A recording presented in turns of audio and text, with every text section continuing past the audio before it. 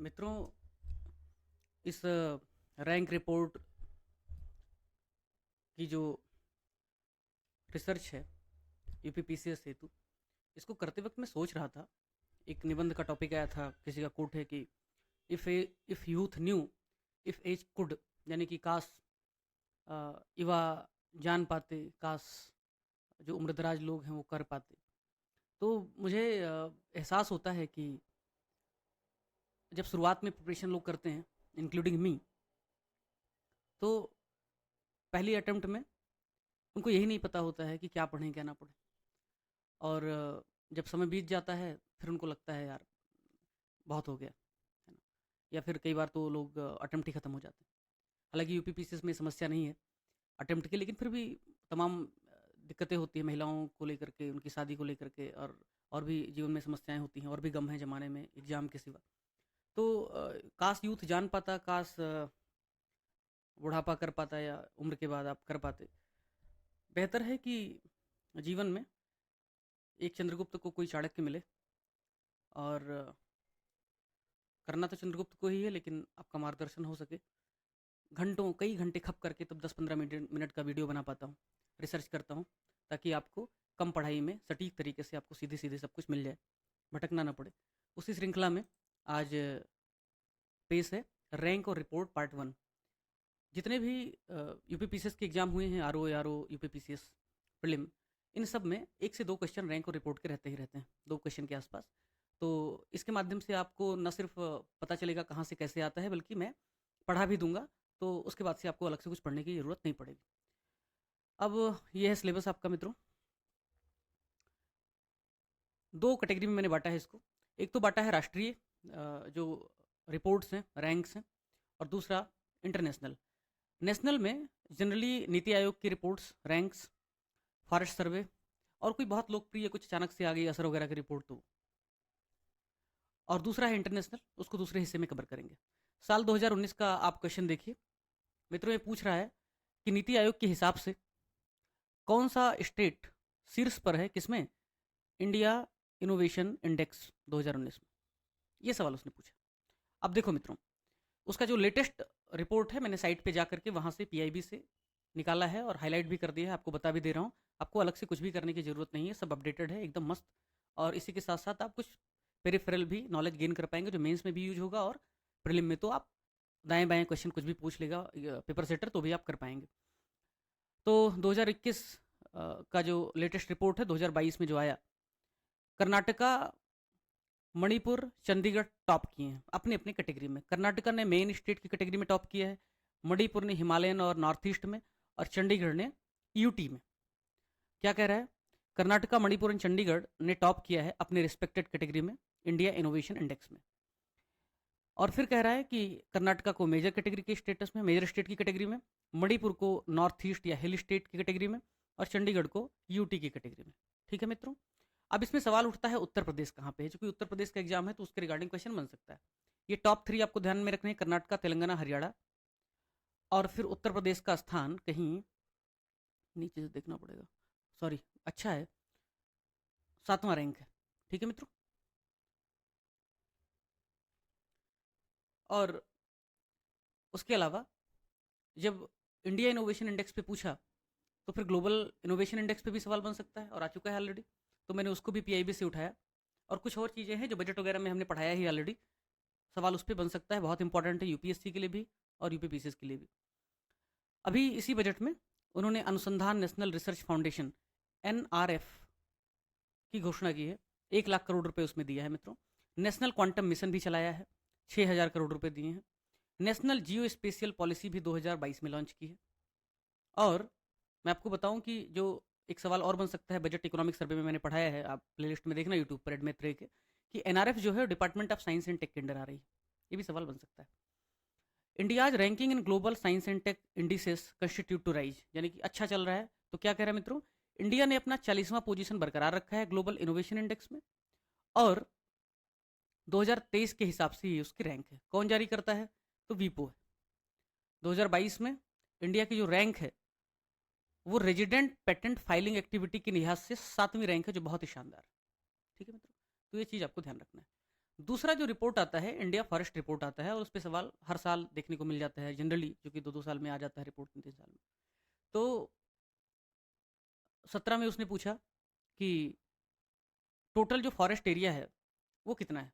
अब इसमें जो परसेंटेज है वो पूछा है टोटल ज्योग्राफिकल एरिया का, और वो भी किसका, फॉरेस्ट का। और 2022 में भी मित्रों कुछ ऐसा ही सवाल आया। एज पर India state of forest survey 2021, which of the following state has registered maximum increase in forest cover. यानी कि पहले उसने पूछा टोटल कितना फॉरेस्ट है, फिर उसने पूछ लिया कि फॉरेस्ट कवर सबसे ज़्यादा किस स्टेट में बढ़ा है। अब मित्रों कैसे है कि अगली बार थोड़ा और घुस के पूछे, इसके लिहाज से मैंने ये पूरा टॉपिक 1 मिनट में मैं खत्म कर दे रहा हूँ आपको, आपके लिए पहले से हाईलाइट करके रिसर्च करके रखा है ताकि आपका टाइम वेस्ट ना हो। Forest coverage in the country, ये है पीआईबी की रिपोर्ट, 20 जुलाई 2023 को उन्होंने पब्लिश किया। तो पहला सवाल जो ऑलरेडी बन चुका है, शायद 2018 या 19 में पूछा है, फॉरेस्ट सर्वे ऑफ इंडिया कहाँ है, तो मित्रों देहरादून में। एक सवाल तो ये कवर हो गया आपका। फिर कब आता है, बाई एनअली आता है, बाइनली आता है, मतलब कि 2 साल में एक बार, 2 साल में एक बार। और फिर मित्रों कहता है कि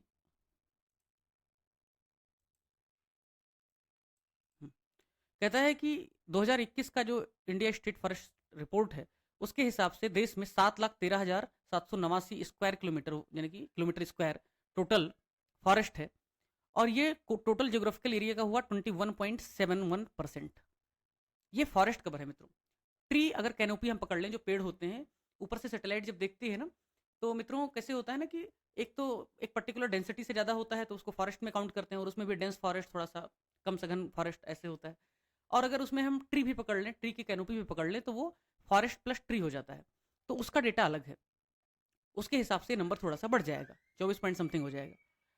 और मित्रों कह रहा है कुछ स्कीम से गवर्नमेंट की, जो हो सकता है दाएं बाएं सवाल पूछ ले, सेंट्रली स्पॉन्सर्ड स्कीम, और इसके अंतर्गत चल रहा है ग्रीन इंडिया मिशन, ठीक है मित्रों।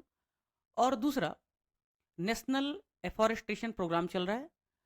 और तीसरा नगर वन योजना चल रहा है जो 2020 में लॉन्च हुआ था, जिसमें से 600 नगर वन और 400 नगर वाटिका इस देश में स्थापित किए जाने की का लक्ष्य रखा गया है। और इसका जो पैसा आएगा मित्रों वो आएगा कैंपा से। कैंपा मतलब कंपनसेटरी एफॉरेस्टेशन फंड। जब कोई भी प्रोजेक्ट को ग्रीन सिग्नल दिया जाता है एनवायरमेंटल इम्पैक्ट असेसमेंट के बाद, तो कुछ पैसा जो भी डेवलपमेंट एक्टिविटीज़ करने वाली एजेंसीज हैं उनसे कुछ पैसा इस कैंपा में डलवा लिया जाता है, और बाद में इससे स्टेट वगैरह को दे दिया जाता है ताकि वो एफॉरेस्टेशन कर सकें। थोड़ा सा विवाद हो गया था कि 50,000 करोड़ से ज़्यादा कैंपा के अंतर्गत फंड पड़ा है और अनयूटिलाइज है, कुछ साल पहले की बात, ठीक है मित्रों। कुछ फाइंडिंग है फॉरेस्ट रिपोर्ट 2021 वाली की, 23 वाली की सॉरी। तो इसकी फाइंडिंग को देख लेते हैं एक बार। पहला तो टोटल फॉरेस्ट प्लस ट्री जो कवर है वो 24.62 है परसेंटेज में, जबकि खाली फॉरेस्ट वाला 21.71 है, ठीक है मित्रों। खाली ट्री कवर की बात करें तो ये 2.91% है। और टोटल जो इंक्रीज हुआ है मित्रों, कह रहा है कि increase in forest and tree cover, यानी फॉरेस्ट और ट्री में जो टोटल परसेंटेज इंक्रीज है वो है 0.28%। और 0.28% में फॉरेस्ट का जो इंक्रीज है वो हुआ है 0.22%।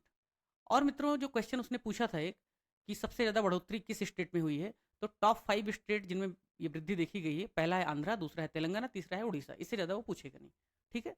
एक और सवाल बन सकता है इसमें थोड़ा सा, कि परसेंटेज वाइज जो फॉरेस्ट कवर है वो असेंडिंग या डिसेंडिंग ऑर्डर में लगाओ, सबसे ज़्यादा किस स्टेट में, फिर उसके बाद किस में। तो देख लेना नॉर्थ ईस्ट वाले ही होंगे परसेंटेज वाइज। अगर एब्सोल्यूट एरिया की बात की जाए तो संभवतः मध्य प्रदेश होगा, वो एक क्वेश्चन बनता है, उसको आप देख लीजिएगा, ठीक है। मिजोरम और अरुणाचल में कंपटीशन चलता रहता है परसेंटेज वाइज किसमें सबसे ज़्यादा परसेंटेज फॉरेस्ट कवर है।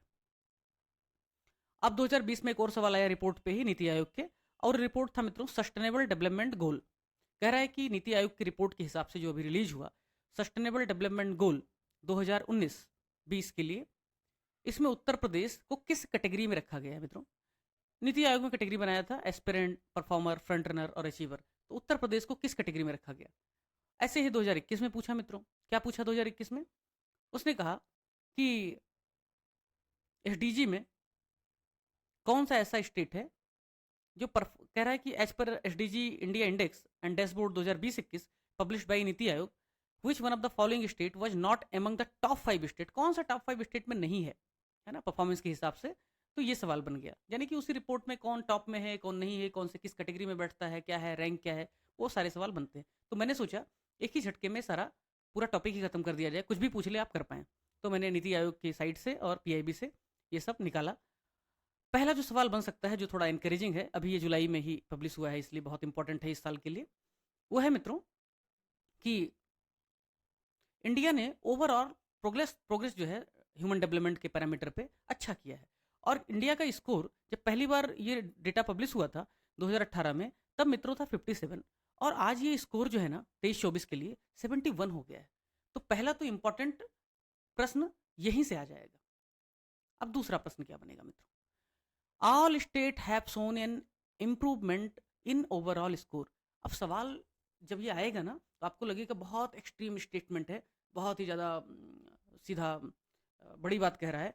कोई तो स्टेट होगा जिसका डाउन हुआ होगा, लेकिन यही तो फैक्ट है कि सभी स्टेट ने इंप्रूवमेंट शो किया है। तो ये बहुत इंपॉर्टेंट है, स्टार मार्क कर दे रहा हूँ। ये पीडीएफ मैं अस्तित्व बैच के लिए वेबसाइट पे अपलोड करवा दूंगा, आप वहाँ से हासिल कर सकते हैं। दूसरा कह रहा है मित्रों, overall STG score for the country is 71, जैसे कि आपने यहाँ देखा ही मित्रों 2023-24 के लिए। और ये इंप्रूवमेंट दिखाता है कहाँ से? 20-21 से, 66 से 71। तो ये भी हो गया इंपॉर्टेंट मित्रों। और बेस लाइन रिपोर्ट आपको पता ही 57 था स्कोर। फिर कह रहा है कि सबसे ज़्यादा जो इंप्रूवमेंट है वो पावर्टी में हुआ है। पावर्टी कम हुई है, सही बात है यार, इनकम लेवल थोड़ा बहुत बढ़ेगा तो पावर्टी अपने आप कम हो जाएगी। और एसडीजी गोल आपको पता ही है, एक से ऐसे फटाफट थोड़ा सा 4 से बता देता हूँ। पावर्टी, किसी कोई गरीब होता है तो आप उसको 1 रुपये देते हो, तो एसडीजी गोल नंबर 1 पावर्टी हो गया। कोई भूखा है तो 2 मिनट में मैगी बना के खा लेता है, तो गोल नंबर 2 से हंगर हो जाएगा।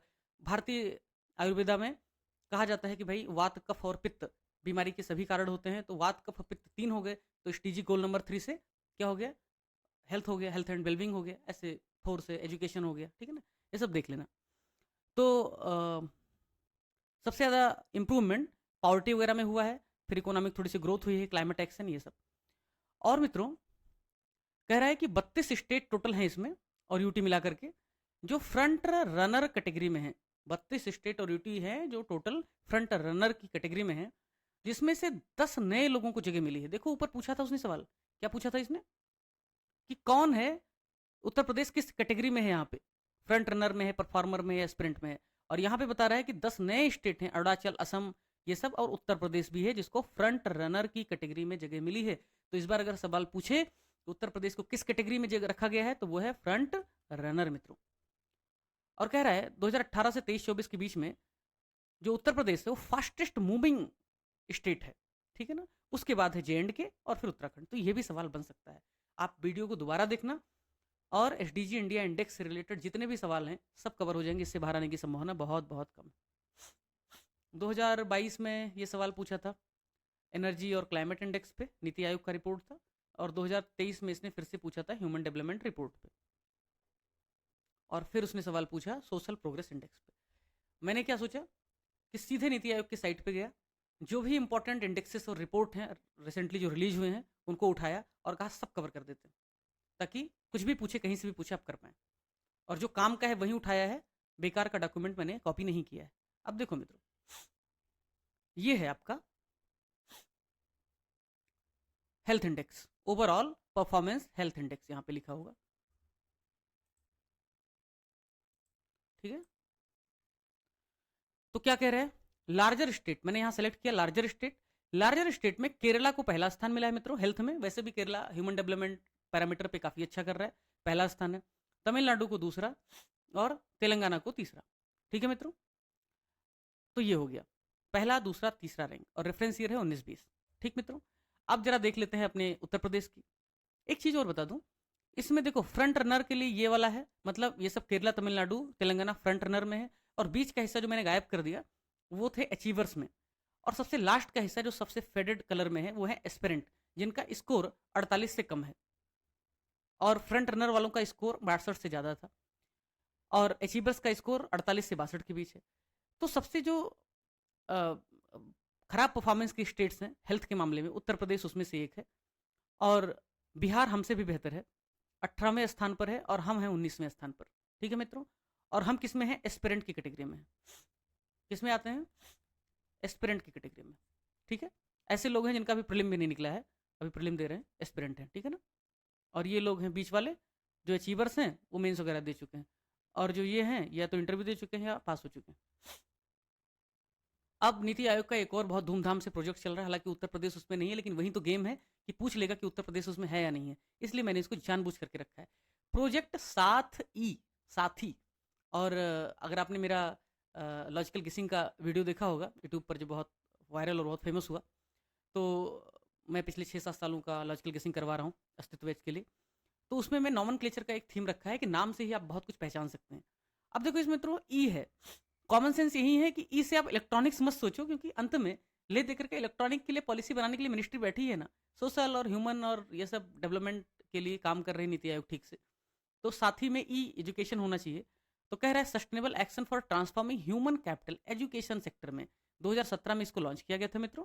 और कहा गया कि कुछ ऐसे रोल मॉडल स्टेट को उठाओ जिसमें कुछ तो भी रिफॉर्म लाओ, और ऐसे स्टेट में चुना गया झारखंड को, उड़ीसा को, मध्य प्रदेश को। तो पहले कितने राज्य हैं? 3, और उसमें है झारखंड, उड़ीसा और मध्य प्रदेश। इनकी मौज है, एमओजे, इनकी मौज है, मौज वाले स्टेट।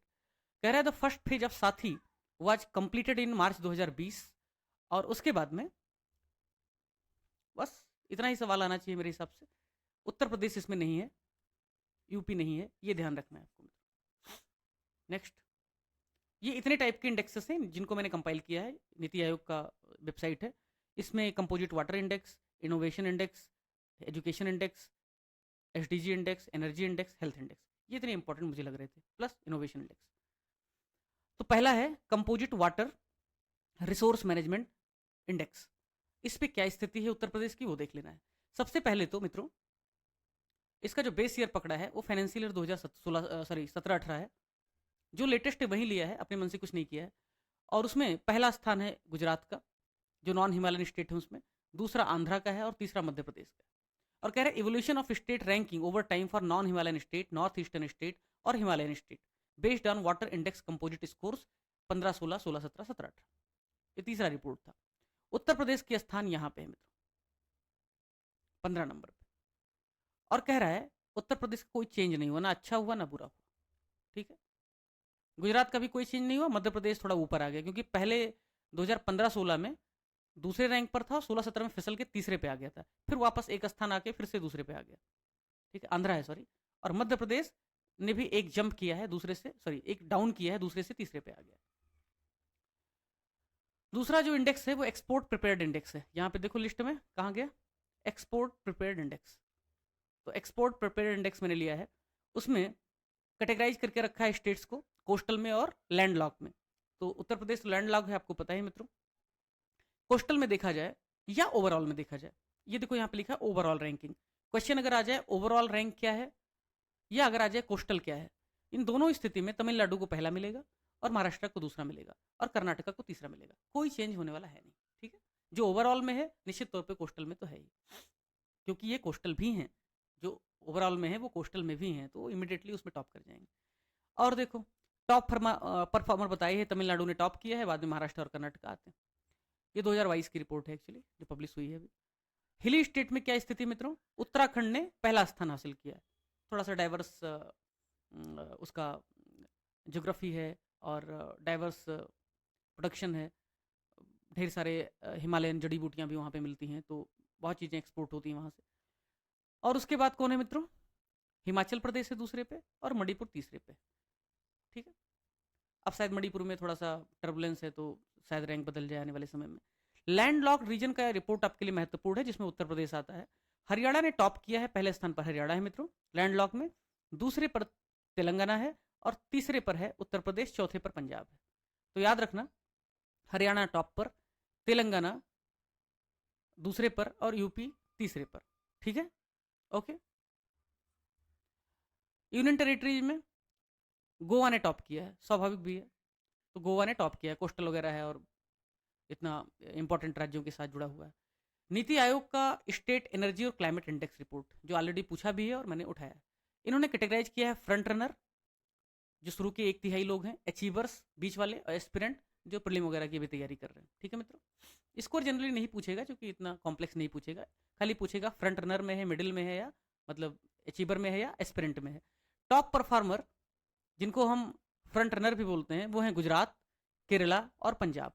और वैसे भी मित्रों आप देखो ना, एनर्जी और क्लाइमेट इंडेक्स में जिनके पास ज़्यादा रिसोर्सेस है, जिनके पास ज़्यादा करने के लिए है, वही करेंगे ना। और एनर्जी के मामले में गुजरात में देखो, सोलर से लेकर के विंड तक, और जो कोस्टल एनर्जी है उसका भी वो यूज कर पा रहे हैं। हाँ, और क्या बोलते हैं उसको, ऑफ शोर जो विंड है उसको भी हार्नेस कर पा रहे हैं गुजरात वगैरह में, खंबात की खाड़ी में, कच्छ में। तो इतने प्रोजेक्ट वहाँ पे चल रहे हैं अडानी वगैरह के, तो निश्चित तौर पे ऊपर तो रहेंगे थोड़े से। और top 3 performance among smaller state, जो छोटे राज्य हैं उसमें गोवा है, ऑफकोर्स कोस्टल है, वहाँ भी विंड एनर्जी की, कोस्टल एनर्जी की संभावना ज़्यादा है। फिर त्रिपुरा है, फिर मणिपुर है। तो मित्रों ये हो गया पहला पार्ट रैंक और रिपोर्ट की। इससे बाहर आने की संभावना बहुत कम है। थोड़ा बहुत जो 2-3 बचा होगा, मैंने रिसर्च किया, मुझे नहीं मिला, बट फिर भी होगा, तो उसको मैं इसके साथ शामिल कर लूंगा, जो टाइप 2 है। टाइप 2 में क्या है, यूनाइटेड नेशन की जितनी भी रिपोर्ट हैं और जो आ रही हैं, ऐसे नहीं कि मैं 100 रिपोर्ट कंपाइल करूंगा। आप देखे होंगे कि अगर मुझे कंपाइल ही करना होता तो 50 टाइप की रिपोर्ट हैं जो भर भर के लोग देते हैं पोथी में, वो मैं दे देता। मुझे 2-3 दिन क्यों लगते हैं सोचने में कि कौन सा रिपोर्ट अब तक आया है 10 सालों में, कौन से आने की संभावना है। तो उसके हिसाब से ही अब भाई प्रोडिक्शन ही कर सकता हूँ, श्योरिटी तो नहीं हो सकता। कहते हैं ना, human proposes god disposes, and we are human, we can create only probability. तो यूनाइटेड नेशन की जो महत्वपूर्ण रिपोर्ट है, या उसकी सिस्टर ऑर्गेनाइजेशन की जो महत्वपूर्ण रिपोर्ट है, या कोई बहुत फेमस इंस्टीट्यूशन जैसे वर्ल्ड इकोनॉमिक फोरम है, या कोई बहुत विवादास्पद अचानक से पता लगे इंडिया को गुलामी में ढकेल दिया, क्या वॉक फ्री फाउंडेशन वाले ने बोला कि भाई यहाँ तो बहुत गुलामी है, कुछ उसने क्या बोला था, 10 मिलियन से ज़्यादा लोग हमारे यहाँ एक मॉडर्न स्लेवरी में जी रहे हैं, उस तरीके की कोई रिपोर्ट, वैसे नेगेटिव रिपोर्ट ज़्यादा आयोग पूछता नहीं अपने देश की, जिसमें बदनामी होती है वो पूछता नहीं है। फिर भी होगा तो मैं शामिल करके और 1-2 दिन में मैं इसको आपके सामने लेके आ रहा हूँ। ठीक है ना। तो मित्रों हमारा यूट्यूब चैनल सब्सक्राइब कर लीजिए, और ये जो रिसर्च है 1-2 वीडियो और बनने वाले हैं, 2 वीडियो संभवतः और बनेंगे। उसके बाद उन पे जो क्वेश्चन है, बहुत मोस्ट प्रोबेबल जो क्वेश्चन है, उनको कंपाइल करके मैं अस्तित्व वेज के लिए दे दूंगा। अगर आपने एनरोल नहीं किया है तो आप एडमेट्रिक का टेलीग्राम चैनल ज्वाइन कीजिए और वहाँ पे जाके आप एनरोल कर लीजिए। हमारी वेबसाइट पे ढेर सारे कोर्सेज हैं जो ऑलरेडी लिस्टेड हैं। यूट्यूब चैनल पर आप लॉजिकल गेसिंग देख सकते हैं, बजट इकोनॉमी सर्वे की फ्री सीरीज है, वहाँ पे वो देख सकते हैं।